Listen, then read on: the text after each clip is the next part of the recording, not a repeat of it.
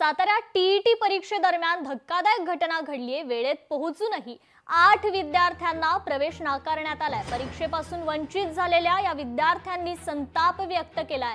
विद्यार्थ्यांनी विद्यालयाच्या बाहेर आत्महत्येचा इशारा दिलेला आहे। मला न्याय मिळावा, मला का परीक्षेला बसू दिलं नाही किंवा मी परीक्षेला बसण्यासाठी मी काय पात्र आहे, मी काय गुन्हा केला किंवा मी काय अशी चूक केली हे मला सांगावं सगळ्यांनी। शासनाने मला हे सांगावं की तू अशी चूक केलीस आणि ह्यामुळे तू ह्या परीक्षेला बसण्यासाठी पात्र ठरलेली नाहीस, हे मला सांगावं आणि मला न्याय मिळावा, तरच मी इथून हलणार नाही तर मी हलणार नाही। सर ते आलं म्हणून गेट उघडलं, मुझे असं मला काय ते तिथं बघा काय असेल ते तुमच्या ह्याच्यात 11 26 मुले आल्या आणि मी त्याला तेवढंच म्हणजे पहिली दुसरी परीक्षा नाही टायमिंगला मस्त द्यायला पाहिजे। लोकशाही मराठी ऐका, पहा, जागरूक रहा।